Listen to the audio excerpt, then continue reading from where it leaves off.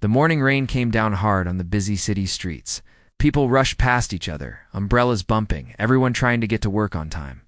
Cars splashed through puddles, and the sidewalks became slippery and dangerous. Rosa had been walking carefully, holding tight to her walking stick. She used to be a teacher at the local elementary school, loved by all her students. But that was before the accident changed everything. The car crash 6 months ago had damaged her spine, making it hard for her to walk properly. The doctors said she might get better with time and treatment, but treatment costs money. And money was something she didn't have much of anymore.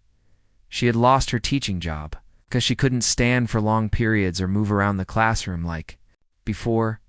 The school tried to help, but they needed someone who could be fully active with the children. Rosa understood, but it still hurt.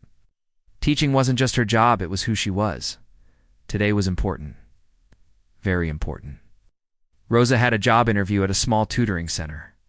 It wasn't the same as teaching a full classroom, but it was a chance to work with children again, even if just one at a time. The pay wasn't much, but it would help her afford her medicine, and maybe even some physical therapy. She had spent the last of her savings on a nice outfit for the interview. Her brown blazer was a bit old, but it was clean and professional. In her bag, she carried copies of her teaching certificates, recommendation letters from her old principal, and a folder with lesson plans she had created during her recovery time. These papers represented her hope for a new beginning. As Rosa approached the busy intersection, she felt nervous butterflies in her stomach. The tutoring center was just 2 blocks away. She checked her watch. She was right on time, maybe even a few minutes early. That was good. She always taught her students that being on time showed respect. The traffic light turned green, and Rosa started to cross the street with a group of other people. The rain had made everything slippery, and she had to be extra careful. Her walking stick helped, but she still moved slowly. Halfway across the street, disaster struck. Her walking stick hit a patch of wet leaves and slipped out from under her. Rosa felt herself falling, and there was nothing she could do to stop it. She hit the ground hard, her knees scraping against the rough pavement. Her bag flew open, and all her important papers scattered in the wind and rain. Rosa tried to get up, but her legs wouldn't cooperate. The fall had shaken her more than she expected, and without her walking stick, which had rolled away, she couldn't stand.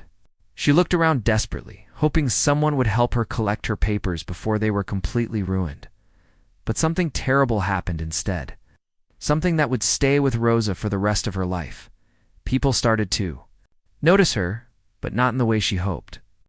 A teenager with his phone out started recording, laughing as he filmed. "Look at this lady," he said to his friend. "She's just sitting there in the mud." More people stopped, but not to help. They pointed and whispered. Some even smiled, as if Rosa's struggle was entertaining to them. A woman in expensive shoes stepped around, or like she was just another piece of litter on the street. Rosa's face burned with shame. Here she was, an educated woman who had spent years teaching children about kindness and respect, being treated like she wasn't even human. She tried to reach for her papers, but they were getting soaked and torn. Her teaching certificates, the letters that proved she was a good teacher, were turning into soggy pieces of paper. "Please," Rosa called out, her voice shaking. "Can someone help me stand up? I just need help getting up."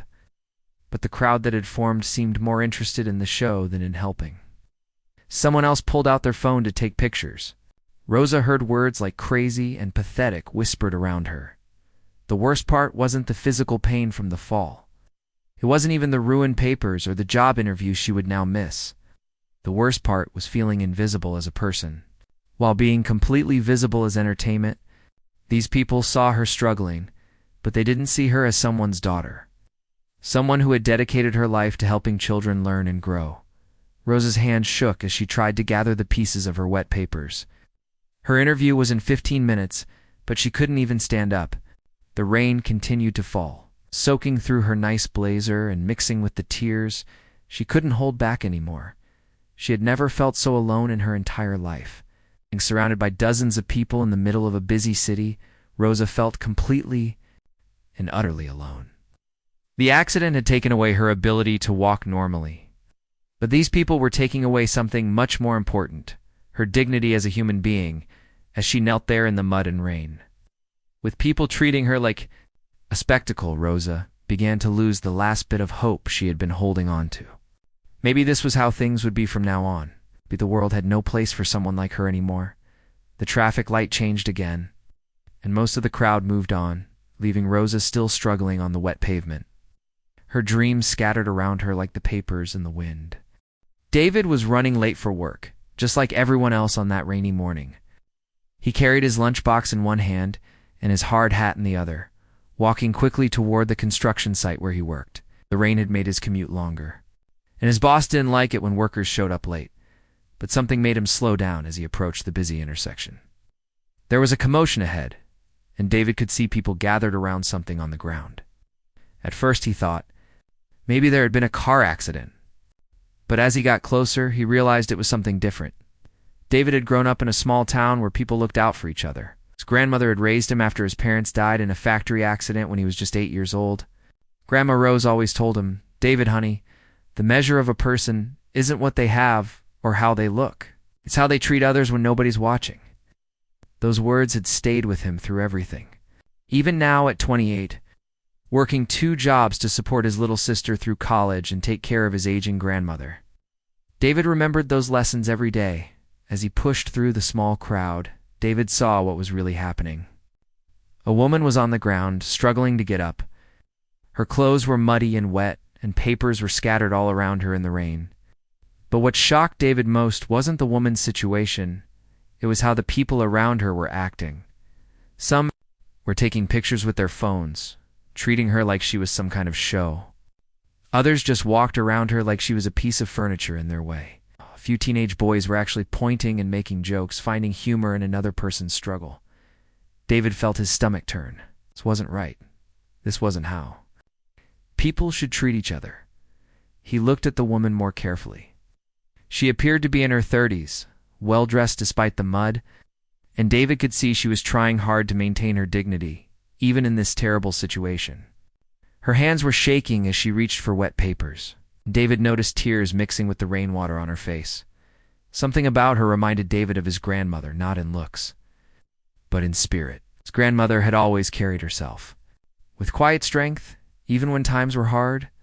This woman had that same quality. Even while sitting in the mud with people making fun of her, David watched as she tried again to stand up, but her legs seemed weak or injured. She looked around desperately for help, but the crowd seemed more interested in their phones than in helping a fellow human being. "Please," he heard her say quietly, "I just need someone to help me stand up," but nobody moved to help. In fact, more people were pulling out their phones to record. David couldn't believe what he was seeing. In his small hometown, if someone fell down, half the street would rush to help them up. Here in the big city, falling down had become entertainment. David thought about his grandmother again.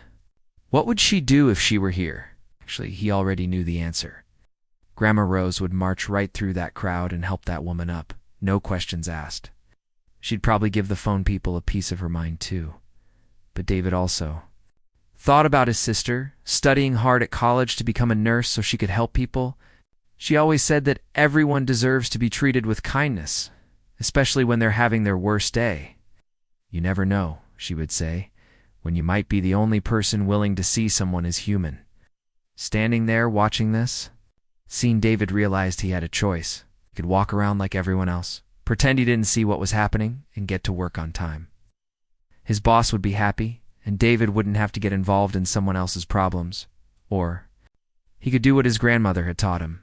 He could see this woman as a person who needed help, not as an inconvenience or entertainment.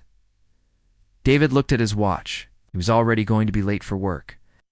Getting involved would make him even later, and he might get in trouble with his boss. He needed this job. His grandmother's medicine was expensive, and his sister's college tuition was due next month. But then he looked at the woman again. She had stopped trying to gather her papers and was just sitting there, looking completely defeated. The crowd around her was getting bigger, with more people taking pictures and making comments. David could see that she was losing hope. In that moment, David made his decision. Some things were more important than being on time for work. Some things were more important than avoiding trouble. His grandmother had always said that character isn't about what you do when it's easy. It's about what you do when it's hard.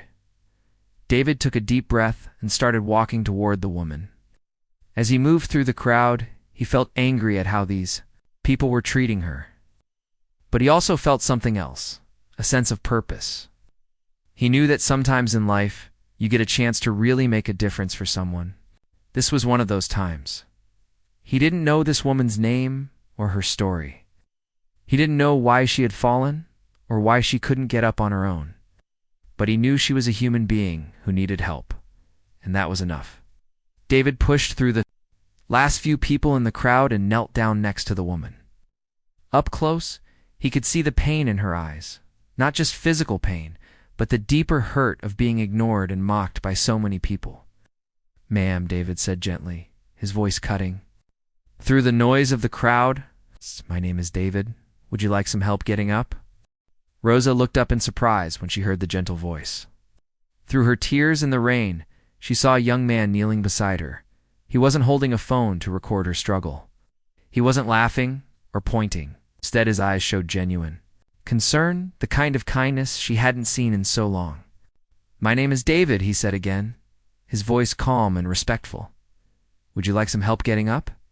For a moment, Rosa couldn't speak. After being ignored and mocked by so many people, she had almost forgotten that kindness still existed. In the world, the stranger was looking at her like she was a real person, not just someone to laugh at or walk around. Yes, please," Rosa managed to say, her voice shaking. "Can't seem to get my balance back." David nodded and looked around at the scattered papers. "Are these yours?" he asked, already starting to gather the wet documents. "Yes, there. Important papers for a job interview," Rosa said. Ow! Watching as David carefully collected each piece. Even the ones that were completely soaked. The crowd around them was still watching, but now they seemed confused. This wasn't what they expected to see. Some people started to walk away, perhaps feeling a bit ashamed of their earlier behavior. Others kept their phones out, but they weren't laughing anymore. David gently helped Rosa to her feet, letting her lean on his strong arm until she found her balance. He spotted her walking stick a few feet away and retrieved it for her. The simple act of being treated with dignity brought fresh tears to Rosa's eyes. But these were different tears, tears of gratitude and relief. "Thank you," Rosa whispered, clutching her wet papers to her chest. "I don't know what I would have done if you hadn't stopped." David looked at the ruined documents in her hands. "You mentioned a job interview. Are you okay to get there? Do you need help calling someone?" Rosa shook her head sadly. "The interview was supposed to start 10 minutes ago. And look at these papers. They're destroyed. My teaching certificates, my recommendation letters, everything I needed to show them." She tried to put on a brave face, but David could see the disappointment crushing her spirit. This wasn't just about missing one interview. This felt like her last chance slipping away. "What kind of job was it?" David asked as he guided her toward the sidewalk away from the busy intersection. "A tutoring position at a learning center," Rosa explained. "I used to be a teacher before my accident. I thought maybe I could still help children learn, even if it's just one student at a time." David could hear the passion in her voice when she talked about teaching. This wasn't someone looking for just any job. This was someone who genuinely wanted to make a difference in kids' lives. "There's a small coffee shop right around the corner," David said. "Why don't we get you dried off and warmed up? Maybe we can figure out what to do about those papers." Rosa hesitated. "I don't want to be a burden. You've already done so much, and I'm sure you have somewhere to be." David thought about his construction job and his boss, who didn't like late workers. But looking at this woman who had been through so much today, he knew his boss would have to understand. Some things were more important than being on time. "You're not a burden," David said firmly. "My grandmother always taught me that we're all just walking each other home in this life. Today I'm walking with you." Inside the warm coffee shop, David bought Rosa a hot tea and found them a quiet corner table. He helped her spread out her damaged papers on some napkins, trying to salvage what they could. Some documents were completely ruined, but others might still be readable once they dried. As they sat together, Rosa began to share her story. She told David about the car accident that had changed everything, about losing her teaching job, and about the months of struggling to find work that she could physically manage. "I loved my classroom," Rosa said, her eyes lighting up despite everything. 26 third graders who called me Miss Rosa. They didn't care that I wasn't the prettiest teacher or the youngest. They just knew I cared about them. David listened without judgment, asking gentle questions that showed he was really hearing her story. Rosa found herself talking about things she hadn't shared with anyone, her fears about the future, her worries about money, and her sadness at feeling like the world had no place for her anymore. Today, when those people were laughing at me, Rosa said quietly, I felt like maybe they were right. Maybe I really am just someone to be pitied or ignored. David leaned forward, his expression serious. Rosa, what happened to you out there could happen to any of us. A patch of wet leaves, a moment of bad balance, and suddenly you're the one who needs help. Those people forgot that we're all human beings who sometimes struggle. He paused, choosing his words carefully. But you? Know what I saw when I looked at you? I saw someone who was trying to get to a job interview, even though it was raining and walking was difficult for you. I saw someone who cared enough about teaching to carry around recommendation letters from her old school. I saw strength, not weakness. Rosa felt something shift inside her chest, a tiny spark of hope that had been nearly extinguished. This stranger saw her as a person of value, not as someone to be pitied. The tutoring center, David said thoughtfully. What if we called them and explained what happened? Maybe they'd be willing to reschedule. Rosa shook her head. I don't even have a phone anymore. It broke when I fell. David pulled out his phone. What's the name of the place? David dialed the number for Bright Minds Learning Center, while Rosa sat nervously across from him. She had given up hope, but something about David's determination made her believe that maybe, just maybe, things could still work out. Hello, this is David calling on behalf of Rosa Martinez, he said when someone answered. She had an interview scheduled this morning, but she had an accident on the way there. Rosa watched as David explained the situation with such genuine care in his voice. He didn't make her sound helpless or pitiful. Instead, he described her as someone who had faced an unexpected challenge and was eager to reschedule. Yes, she's an experienced teacher with excellent references, David continued. She's very passionate about working with children who need extra support. After a few minutes, David smiled and gave Rosa a thumbs up. They'd like to meet with you tomorrow afternoon if that works for you, he said, covering the phone. The director said she was impressed by your background when she first saw your application. Rosa felt tears of relief in her eyes. Yes, that would be wonderful. After David hung up, Rosa couldn't stop thanking him. But David just smiled and said, everyone deserves a second chance, especially when the first one gets rained out. Over the next few days, something beautiful began to happen. David couldn't stop thinking about Rosa and her situation. He realized that her struggle wasn't just about one bad day. It was about navigating a world that wasn't always designed for people with physical challenges. David mentioned Rosa's story to his coworkers during lunch break. Tony, who worked the crane, had a sister who was a physical therapist. Now, she sometimes works with people who can't afford full price, Tony said. I could ask her if she'd be willing to help.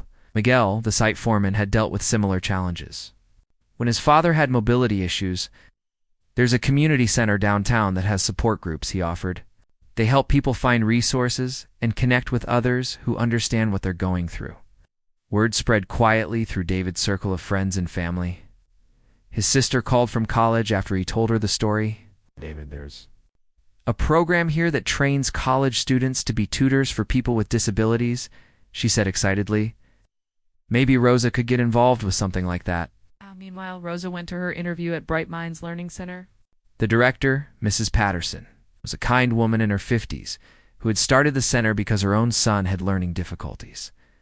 I have to be honest, Rosa said during the interview. I have mobility challenges, and some days are harder than others. Mrs. Patterson nodded thoughtfully. Rosa, we work with children who face their own challenges every day. Many of them struggle with confidence because they learn differently than other kids. I think having a teacher who understands what it's like to overcome obstacles could be exactly what they need. Rosa got the job. It wasn't full-time, and the pay was modest, but it was a start. More importantly, it gave her purpose again. She would be working with children who needed extra patience and understanding, qualities that her own struggles had helped her develop. A week later, David stopped by the learning center to see how Rosa was doing. He found her in a small classroom, working with an 8-year-old boy named Carlos, who struggled with reading. "Let's try this word again," Rosa said gently, pointing to the page. "Remember, it's okay to take your time. The word will wait for you." Carlos sounded out the letters slowly, and when he finally got it right, his face lit up with pride. "I did it, Miss Rosa."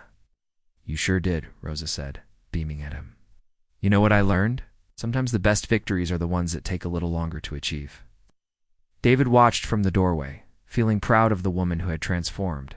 From someone struggling in the mud to someone helping a child believe in himself. After the session, Rosa and David sat in the center's small break room. "I want to thank you again," Rosa said. "Not just for helping me that day, but for believing I was worth helping." David shook his head. "Rosa, you were always worth helping. Sometimes we just need someone to remind us of our own value." Rosa had been thinking a lot about that day in the rain. "You know what bothers me most? It's not that I fell down, it's that so many people saw someone struggling and chose to be entertained instead of helpful. But one person chose differently," David pointed out. "And look what happened." Rosa smiled. "I've been thinking about that too. What if more people understood that everyone they meet is fighting some kind of battle? What if kindness became as common as indifference?" David's friend, Tony's sister Lisa, did agree to work with Rosa on physical therapy at a reduced rate. The community center Miguel mentioned became a place where Rosa found not just resources, but friendship with others who understood her journey. Slowly, Rosa's world began to expand again. The physical therapy helped her strengthen confidence. The support group gave her people to talk to who really understood her challenges. Her work at the Learning Center reminded her daily that she had valuable gifts to offer, but perhaps most importantly, David had become a true friend. They met for coffee once a week, sharing stories about work, family, and life. Rosa learned about David's grandmother, who had passed away the previous year, and how her lessons about kindness continued to guide him. David learned about Rosa's dreams of maybe starting a support program for teachers who had disabilities. "You know," Rosa said one day as they sat in their usual coffee shop, "I used to think that accident ruined my life. Now I'm starting to think it might have led me to a different life, maybe even a better one." David smiled. Sometimes the worst days lead to the most important changes. Neither of them knew it yet, but their friendship was about to inspire something much bigger than either of them had imagined. 1 year later, Rosa stood at the same street corner where her life had changed forever. But this time, everything was different. She wasn't alone, wet, or struggling in the mud. Instead, she was surrounded by friends holding a microphone and speaking to a crowd of people who had come to listen. The event was called See the Person Day, and it had grown from a simple idea Rosa had shared with David months earlier. What if we could teach people to see others as human beings first? She had asked him during one of their weekly coffee meetings. David had loved the idea immediately. "My grandmother always said that everyone has a story worth knowing. Maybe we could help people remember that." Together, they had reached out too. The community center, local schools, and even some businesses. The response had been overwhelming. People wanted to be part of something that promoted kindness and understanding now. As Rosa looked out at the crowd, she saw faces of all ages. There were students from the local high school, parents with their children, elderly couples, and working people who had taken time from their day to be there. Even some of David's construction crew had come, wearing their work clothes and looking proud to support their friend's cause. "A year ago, right here on this corner, I learned something important about human nature," Rosa began, her voice clear and confident. "I learned that when someone is struggling, most people have a choice. They can walk by, they can stare and judge, or they can reach out and help." She paused, looking down at David, who stood near the front of the crowd with a huge smile on his face. Next to him was Carlos, her student from the Learning Center, holding his mother's hand and listening intently. "That day I fell down in the rain," Rosa continued. "My papers scattered, my dignity felt shattered, and I couldn't get back up on my own. Many people walked by. Some even took pictures and laughed. But one person made a different choice." Rosa gestured toward David, who looked embarrassed by the attention, but stayed where he was. One person decided that helping a stranger was more important than staying dry.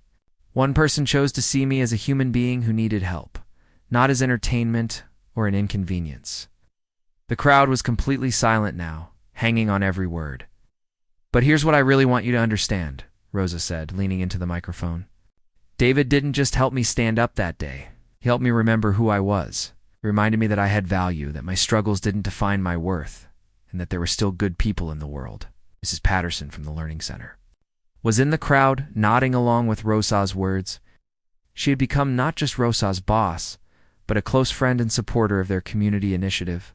The ripple effect of kindness is real, Rosa continued. Because David helped me, I was able to get back to doing what I love, teaching children. Because he connected me with resources and people who cared, I got stronger both physically and emotionally. He showed me that one person's compassion could change everything. I started believing that maybe we could change how people treat each other. Rosa looked around the crowd and saw Tony from the construction site, whose sister, Lisa, had helped with her physical therapy.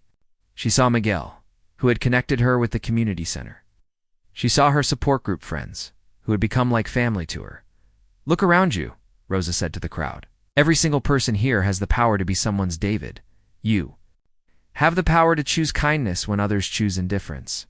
You have the power to see the person, not just the problem. A woman in the crowd raised her hand. But what if we don't know how to help? What if we're afraid of making things worse? Rosa smiled at the honest question. Start small. Start with seeing the person as human. Ask if they need help, instead of assuming they don't want it. Use words like, how can I help you? Instead of, are you okay? Because sometimes people aren't. Okay, but they still deserve assistance and respect. A teenager spoke up next. What if someone doesn't want help? Then you respect that, Rosa answered. You still treat them with dignity. You don't take pictures to post online. You don't make jokes. You remember that everyone is fighting battles you know nothing about. David stepped forward and took the microphone. I want to say something too, he said, his voice a bit shaky with nerves. A year ago, I almost walked past Rosa because I was worried about being late for work. So glad I didn't, not just because I made an amazing friend, but because that day taught me something about the kind of person I want to be. He looked at Rosa with genuine affection. Rosa, you changed my life too. You showed me that helping others doesn't make us weak or take away from our own lives. It actually makes everything better. Carlos, Rosa's student, tugged on his mother's sleeve. Mom, that's my teacher, Miss Rosa. She's the one who helped me learn to read better. His mother smiled and whispered back, She's pretty special, isn't she? As the event continued, people began sharing their own stories. A man talked about a time when someone helped him change a flat tire in the rain. A woman described how a stranger had paid for her groceries when her card was declined. A group of high school students promised to start a random acts of kindness club at their school. But perhaps the most powerful moment came when an older man approached the microphone. I have a confession to make, he said quietly. A year ago, I was one of the people who walked past you.